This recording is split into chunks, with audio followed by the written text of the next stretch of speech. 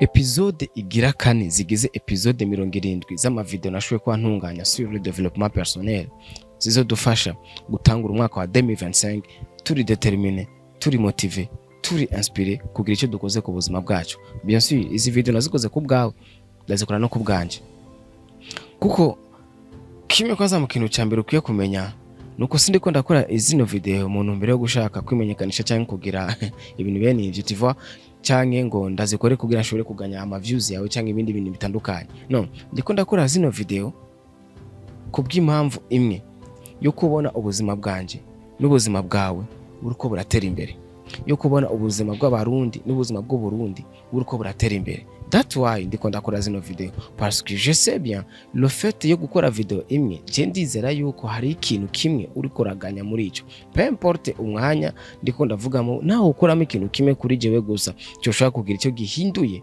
mu habitude yawe, cyo ushaka kugira icyo gihinduye muri mu buryo wiyumvira kubwanje je iyo ni insinzi. Niyo mpamvu nizera yuko ubuzima bwacu bwose bugizwe n'ibintu bitatu. Hari ivyo twizera, ama information twakira, cyo kimwe n'inyifato yacu. Mugabo ivyo byose bikaca biva kuri information tugenda turakira. Iyo umaze umwanya munini wumva les informations ziri negative, wumva les informations ziguca intege, wumva les informations zikwereka yuko na kibanzo ufise kuri ino si, directement ubwonko bwawe butangura kwizera ko ari uko nyene, hama umubiri wawe canke ubuzima bwawe bugatangura kwiyabitiwa muri iyo ovi idafise un peu d'espoir. Rero je ndi ngaha kugira nshobore kugarukana ivyo vyizigiro, nshobore kugarukana iyo mindset ituma ubona yuko c'est possible ko ugira ico ukoze ku buzima bwawe, c'est possible ko ugira ico ukoze ku buzima bw'abandi. Rero uno munsi ndi ngaha kugira ndakubwira iki.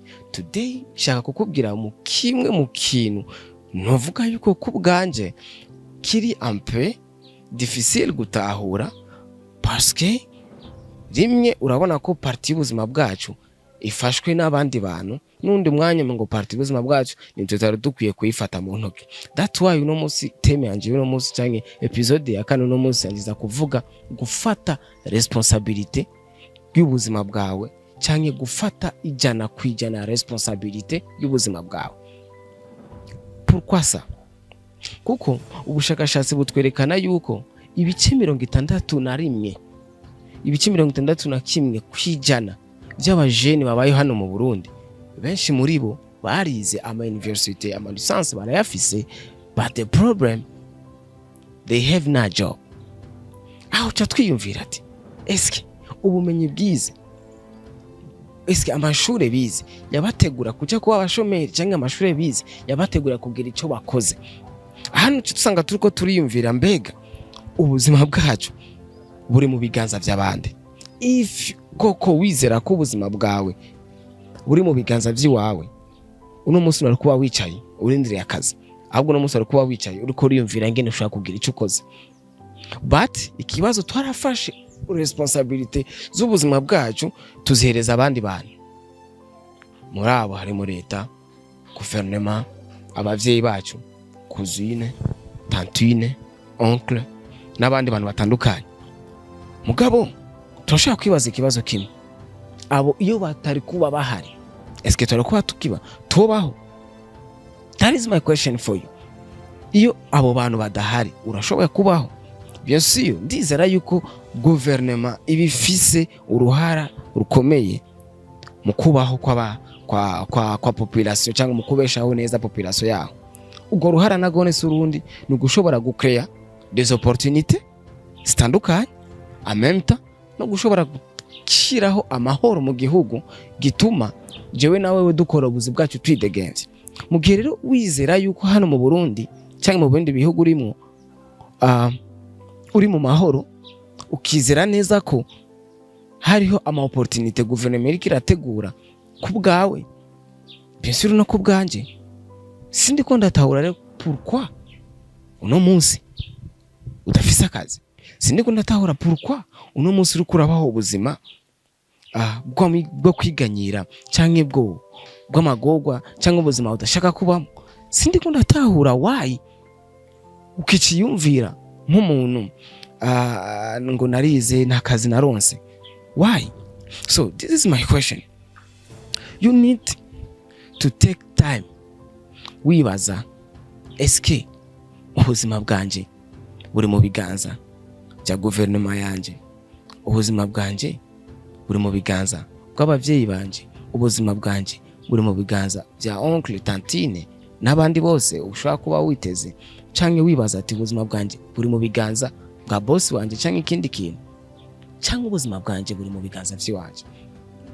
Rero when you start kwiyumvira, canke when you start to see like your life iri mu biganza vyawe, directement uzotangura kuhindura the way ubona ubuzima bwawe. Directement uzotangura kwiyumvira the way ubona igihugu cyawe. Directement uzotangura kwiyumvira the way ubona isi. Parce que nubo kandi ukigiye muri yakote yabajya abantu biganyira, yabajya abantu bafata umwanya bablama abandi ngo kuba ameze uku kubera naka, ngo kuba ameze uku ni kubera boss yanyirukanye ku kazi, kuba ameze uku ni kubera narahejeje amashuri nize nta buzi bukiriho. No, ahubwo uja muri ya position yo kwiyumvira ati kuvyo nize, ku buzima mbayeho, ni gikino kora cotuma kinkura muri iyi galère canke muri izi situation ndimwo. Hano ndiko ndavugana n'abajya abantu bafise inyota yo kugira ico bakoze ku buzima bwabo no ku buzima bw'abandi bantu. Ndiko ndavugana n'abajya abantu bafata umwanya biyumvira kuri buzima bwabo. Sindiko ndavugana na wa muntu we yafashe abona yuko atari leta yoza kumutabara, cyangwa atari umuvyeyi wiwe, cyangwa atari abandi bantu, we nta buzima abona. Bien sûr ndazi yuko tukwiye kubaho tubayeho kubw'abandi, but nitubayeho mu kwitega abandi. Ndazi yuko tukwiriye kubaho mu gufashanya hirya no hino. Turakeneye aide zitandukanye kuraba, turakeneye aide zivuye kuraba, mais ntidukeneye gufata ubuzima bwacu tubahe responsabilité yabwo. Ntidukeneye gufata ivyumviro vyacu vyose, icyo twiyumvira, ivyo dushaka gukora tubishire mu biganza vyabo. Mece dukeneye gufata ni kumva yuko natwe ubwacu turi capable kugira icyo dukoze. Kubwanje rero shaka ko uhindura ivyumviro vyawe, shaka ko uhindura manière wizera, shaka ko no munsi utangure kwibwira nti ndi ngaha gufasha cyangwa kugira icyo nkoze ku buzima bwanje no ku buzima bw'abandi. Cyakibanza wiyumvira ati leta iri ngaha kugira igize icyo ikoze, ahubwo tangura kwiyumvira nti nigikino kora kuri leta cyangwa kuri iki gihugu canje.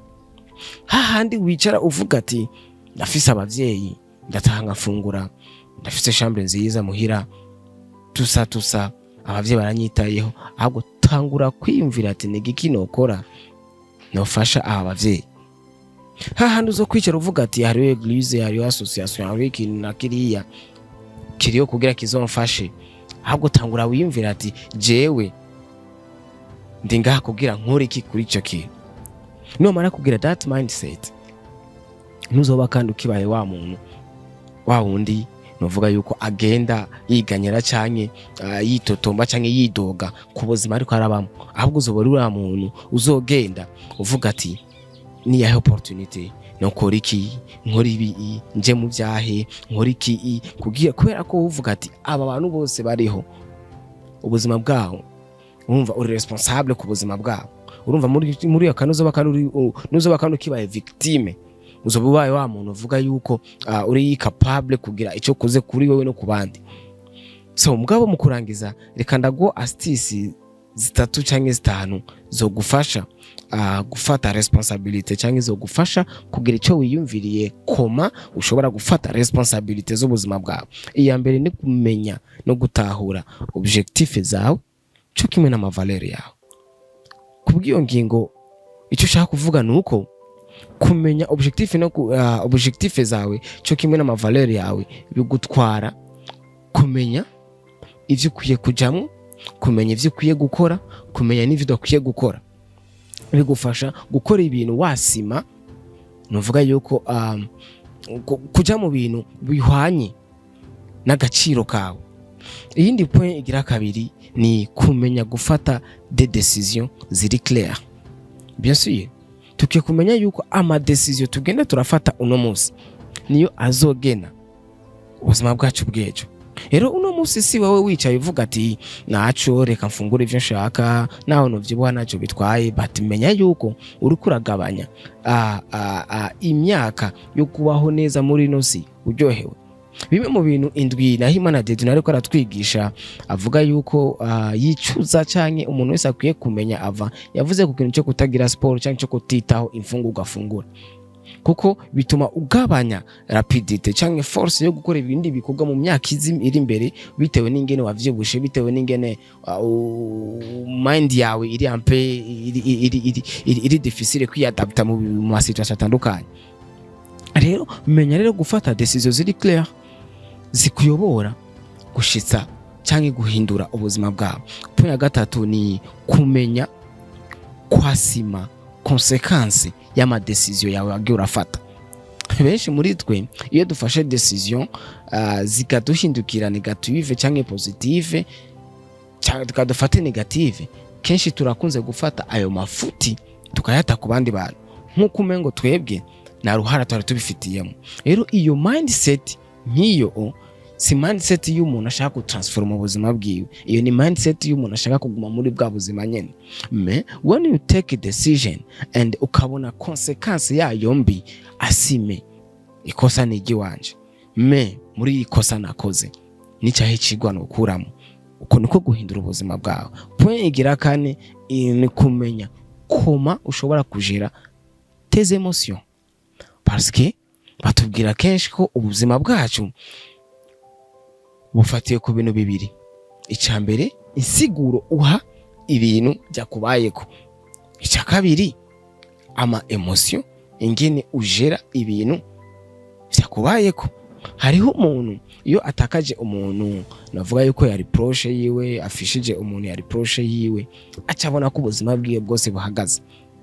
Bien sûr iyo ni emotion negative, kutakaza umuntu ukunda birababaje. Ushobora kubona ko ubuzima bwawe bwose burangiye kubera kujya umuntu yafuye.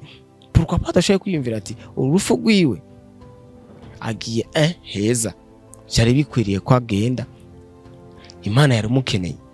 Muntu muzi uvuga ati okay ko yagiye, ubu ndi jenyene, niwe yaramfise, niwe yaramfashe ibintu biriye, ubu ndi jenyene, qu'est-ce que je peux faire kugira ujya muntu shobore kumuranda, kuba fier, kumurandra hommage yo kuba fier nico yagize ku buzima bwanje. C'est comme ça les mentalités y'abantu bari ready guhindura ubuzima bwabo. Si abantu baca bagenda ajya bakarira ngo ngiye kubaho gute, ngiye kugira gute. No, la urukura tangura kumilimita ubwonko bwawe, ubwereka yuko nuri capable kugira icyo ukoze ku buzima bwawe, ngo kubera ko boss we yakwirukanye ku kazi. Deja kwerekana amarira bakwirukanye ku kazi, shima Imana ubone ko ari opportunity iza kugufasha wewe gutangura ivy'iwawe kandi ugatera imbere. C'est ça les mentalités abantu shaka ko tu adopta, kubona yuko peu importe ibihe turiko turacamo, mais tumerita kubaho neza. Rero nivyo byose biri kuri comment tu peux gérer tes émotions. Hari igihe ikintu kikubako cy'umunezero umuntu akaryoherwa ku buryo yibagira, akibagira yuko kandi ejo azosubira kubaho. Motife ngo nuko ari weekend, motife nuko ndi kumwe n'abagenzi, motife nuko nagiye muri vacances. Kasanga amahera yawe yose winjije mu kwezi, winjije mu mwaka, winjije muri indwi yose, wiheje mu minsi imwe cyangwa ibiri, kuri kurababaza ngo na myaka 100, meme ni myaka 200 irahari. Urashaka gufa muri 30, mugabe ibikorwa wakoze bikagira akamaro mu myaka 2000 n'ibindi. Regardez bagwa gasore, regardez Yesu Kristo mwami n'umukiza mu buzima bwacu a 33 ans yarafuye, miraba ibikorwa vyiwe mu 2024 n'ubu turacha beneficia. Rero wumva yuko Yesu ni yabaye imyaka 33, yabaye imyaka n'iyindi zo kurikira. Rero sasa nahawe ho gukora mindset ivuga ati nta myaka 100 hari n'irenge your impact irashaka kumara imyaka 200 300 400. Rero reka gukarikira ku imyaka uzomara ku isi, tangura gukarikira ku imyaka kuco uzomarira abantu bari ku isi. Evese rero biri muri comment tu peux gérer tes émotions. Nuryohege ku buryo wiyibagira, nuryohege ku buryo wibagira yuko struggle waciyemo. Nivyo, c'est un coach Elfi qui vous inspire.